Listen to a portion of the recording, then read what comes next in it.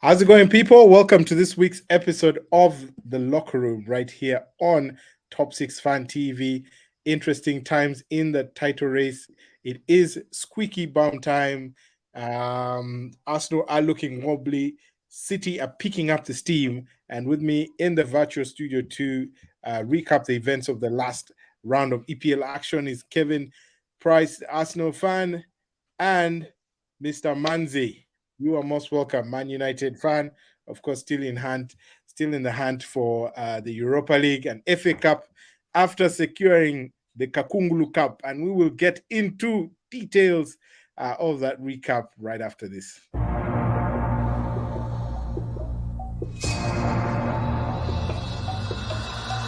Bukayo Saka! Anthony! Salah! Beautiful from a There goes Haaland. He's on.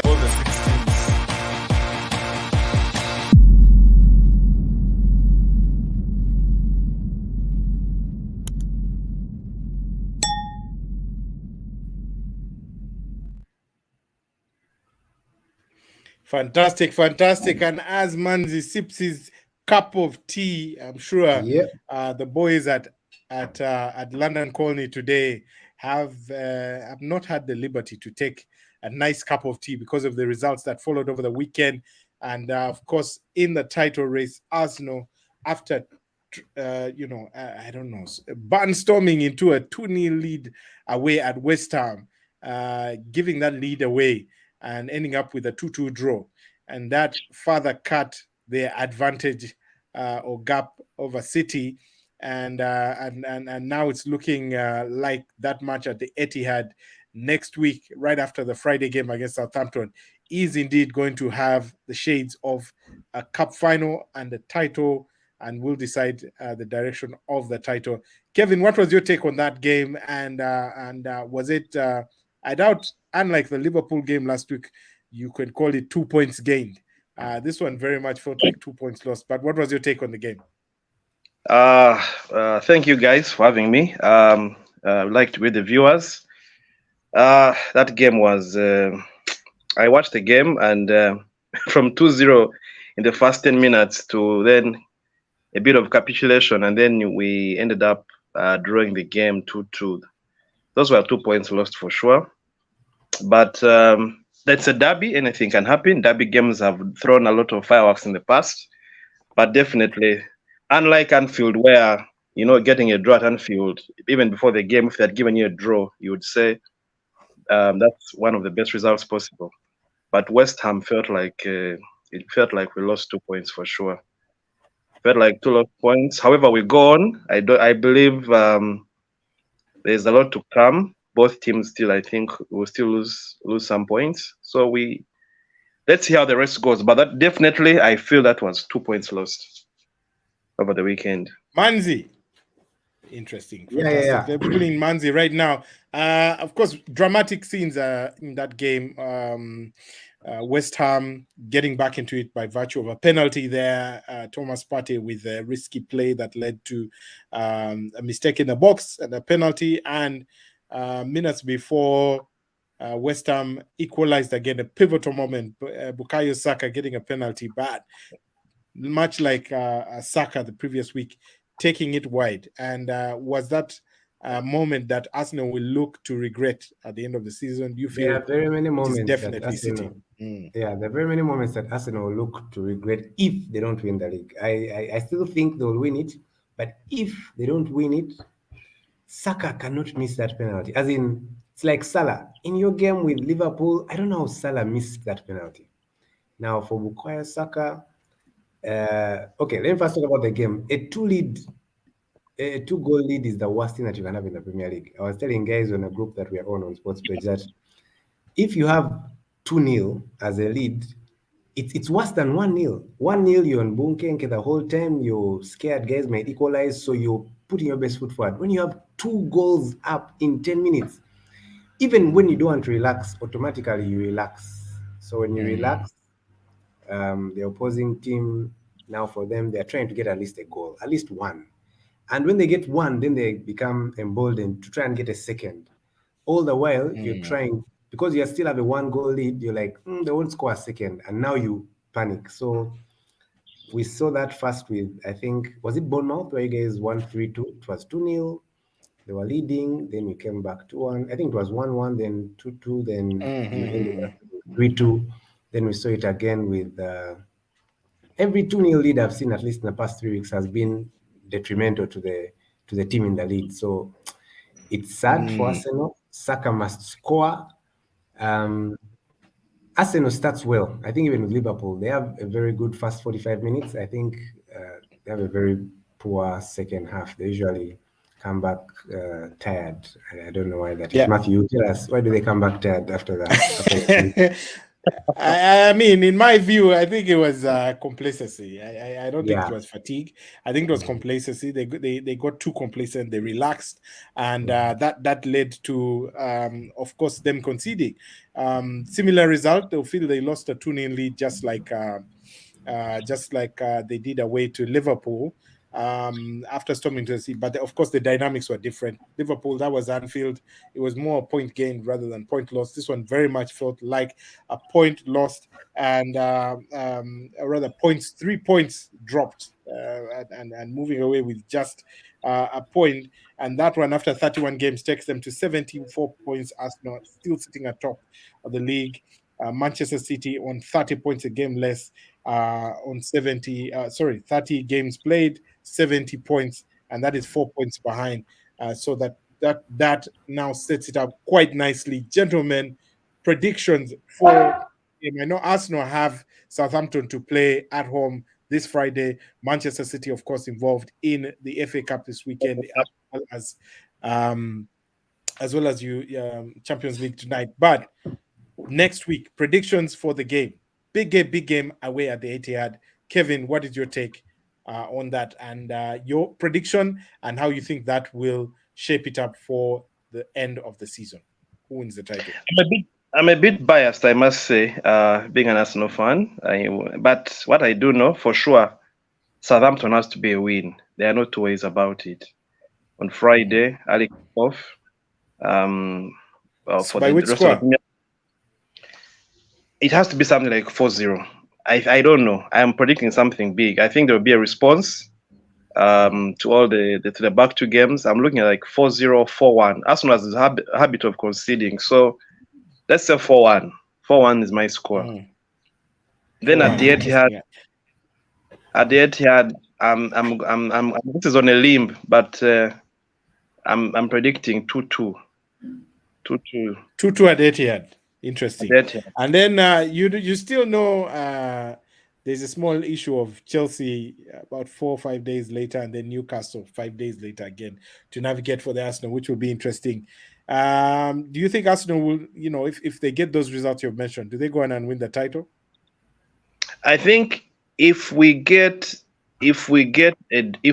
minimum a draw at the Etihad, I think that gives us a lot bad for the remaining fixtures. I see emotionally I think the guys will go on. The tricky game is Newcastle away. Chelsea at home, I'm not worried, though they played much better last night. I saw an improvement, though Madrid beat them, but I feel Madrid used the technical know-how and technical know what to do in such games. But mature approach. Chelsea started well. Man, Champions League. Madrid is not fair, man. Those guys. These guys, but I think Chelsea also show themselves in the foot. I believe if they are started with maybe Sterling or someone else in the front there who could, because I saw the first chance they missed to Kante put the ball out, and I saw what's Kante doing in front here. If this had been someone who can score a goal, maybe. So I mean, it's a tricky game, but I think being at home we shall win. Newcastle away is the other tricky one. Newcastle now are a bit up and down. They win, then they draw, then they lose, and they win. You never know. Yeah. They still have the best amongst the best defenses in the league, especially at home. Gentlemen, we'll have to move to the game that preceded that, that set the tone. Manchester City dispatching their quite impressively, I would have to say, of their game before. Leicester City 3-1, costing to a 3-0 lead at halftime. Leicester come back with a goal, but not enough as City continued the impressive form. Haaland, of course, on the score sheet again with 2 goals a pen and another goal. I've mentioned what that means for the table. Sets it up quite nicely. What will it take to stop City, Manzi?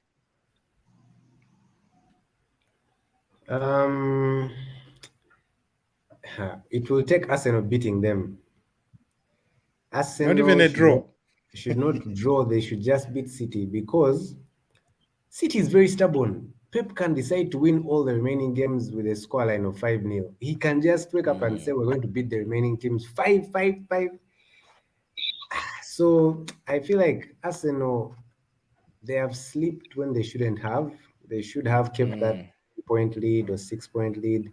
So now let them beat City. Let them not do what happened. Let them not do what they did at Liverpool. That fearing, should we score, should we not score? No, go out, score quickly, 2-3 goals, defend. If you beat City, then there's a chance. But if City beats you, then you have to go back to mathematics, adding and subtracting.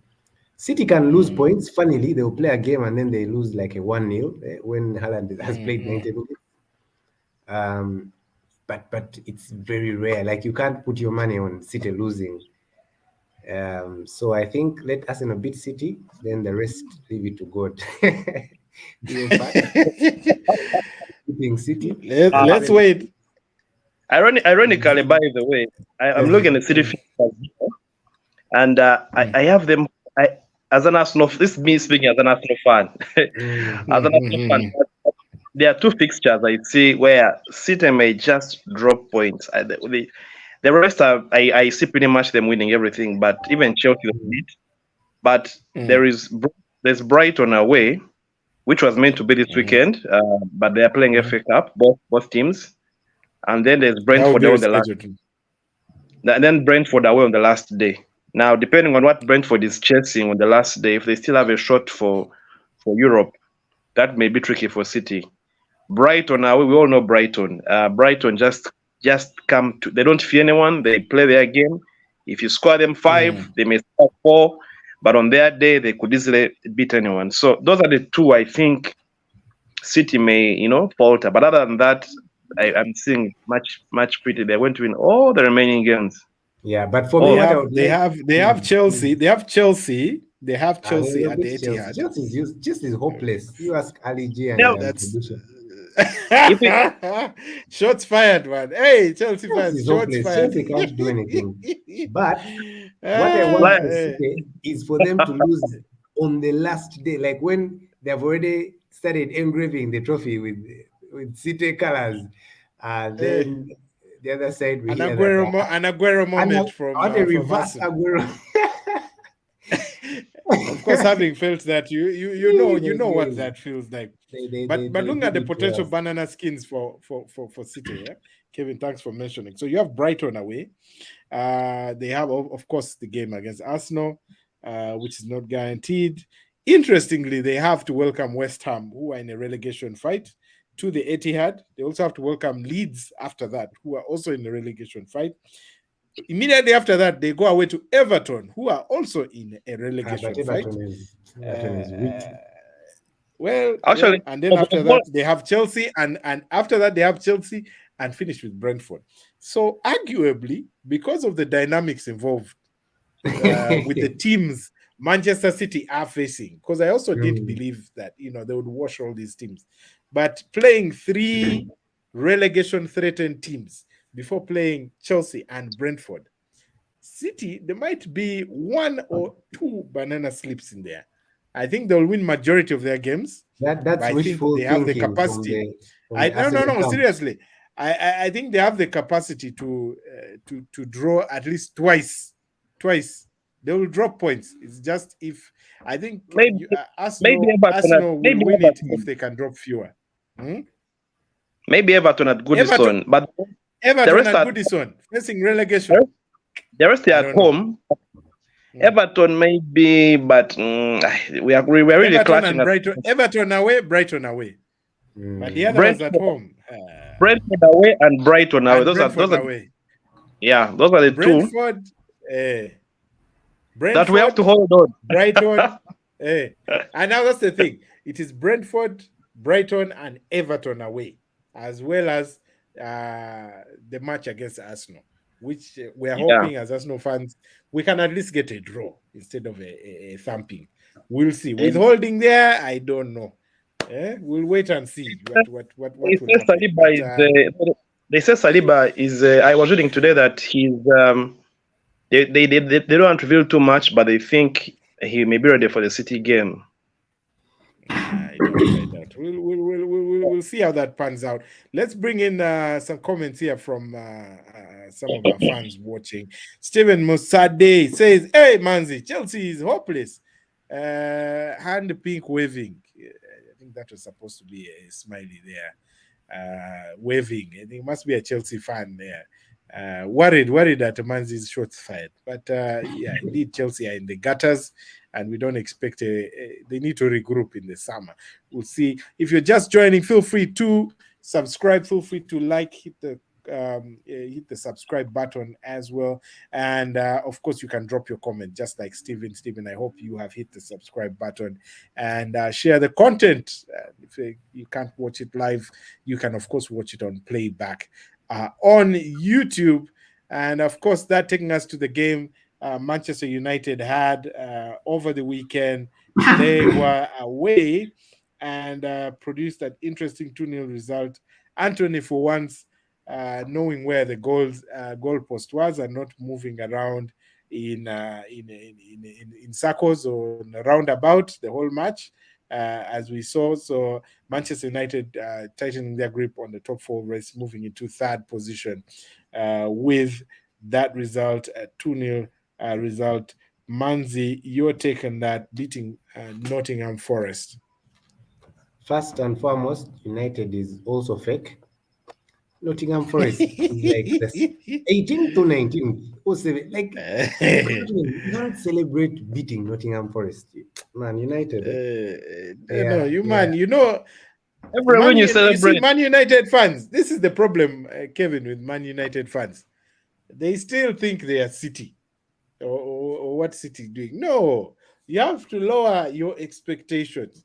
I know that now You've seen that coming of that kid know, who says it's a rubbish team. United it's a rubbish team. it's really sad, man. You must have lectured that child.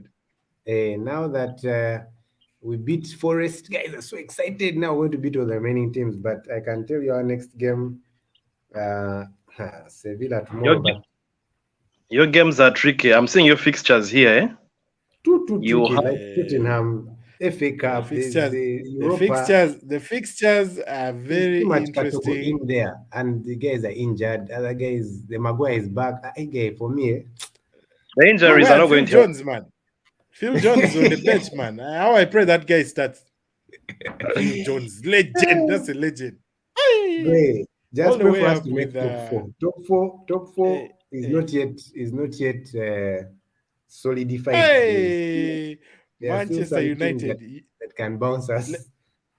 Let me just run through.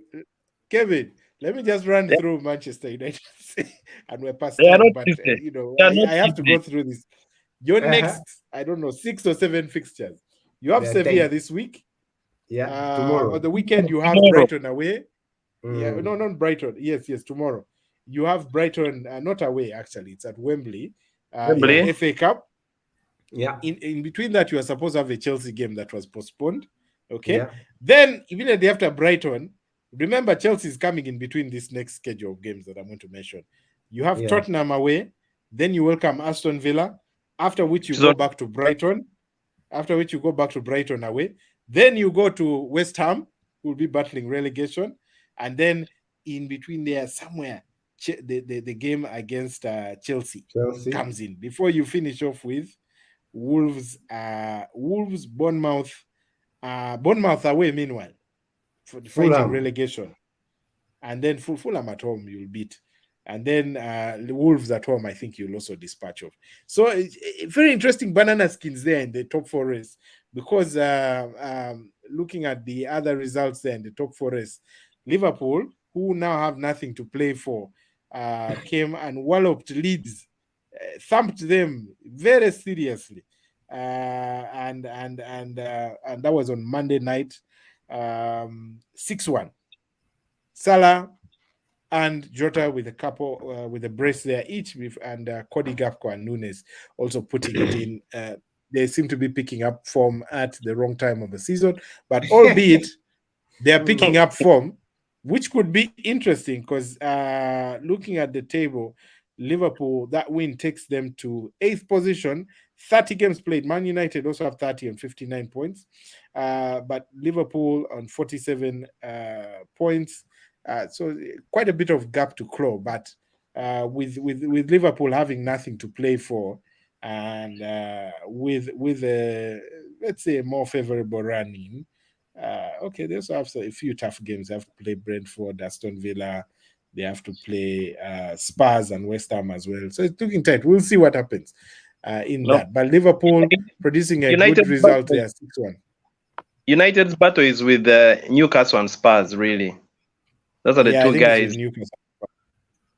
Yeah, those are the guys. Although I think actually Liverpool might be able to challenge Newcastle and Spurs if they let's say win the rest of their 8 games. If Liverpool win their 8 games, I think they can sneak into that. Matthew, do you know that next season the likes of the Kajimbas, Ali G, they won't be with us in Top 6 Fan TV? They are Liverpool and Chelsea fans, eh? You'll be having to look for Tottenham. You'll be having to look for Spurs. For Newcastle. You have to look for other guys, man. Other guys. You have to look for Brighton or Aston Villa chaps to join Top 6 Fan TV. Have you seen the Chelsea fixtures as well?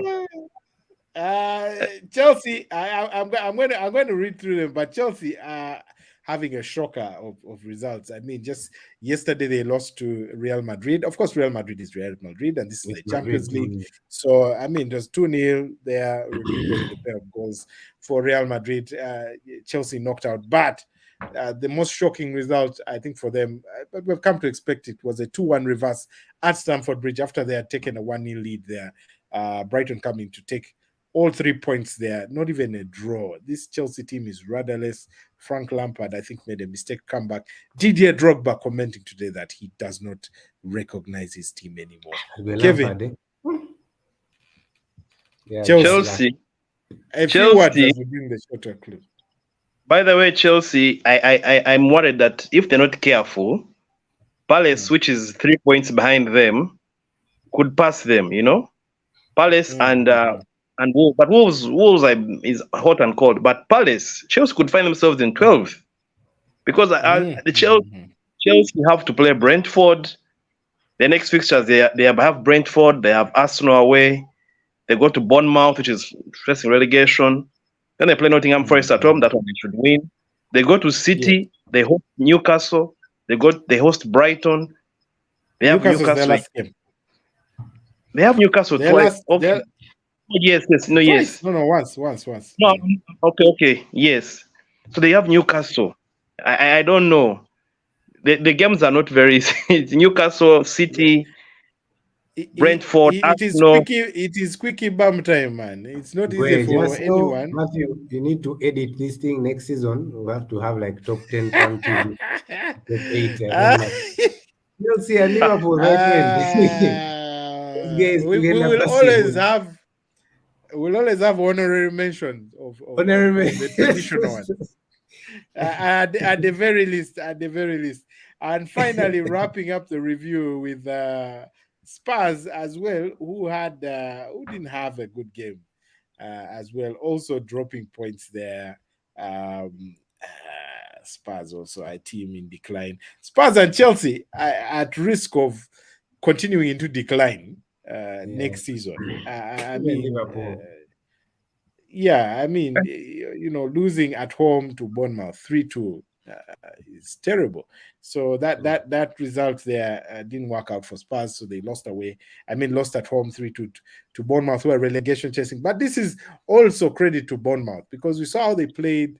They have been on off and largely been losing quite a number of games, but we saw how they played against Arsenal. We have seen them get points from the Tottenham Hotspur Stadium. They were supposed to beat Arsenal. Whoever is playing Yeah, we did Faggy time. Thank you for the tips.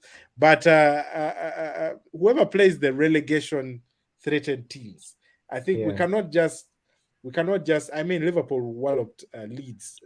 Of course, we'll see how Arsenal does against Southampton.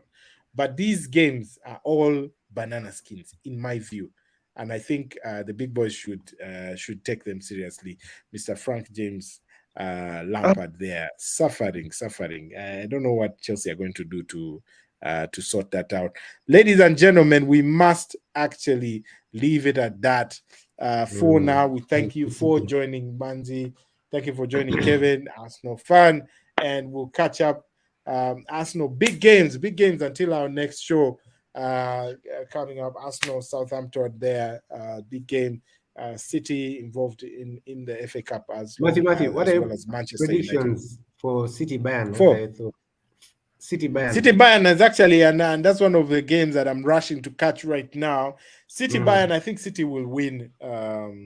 City will win, definitely go through. 3-0 is a big one. I don't see them being overturned, 4-3 without.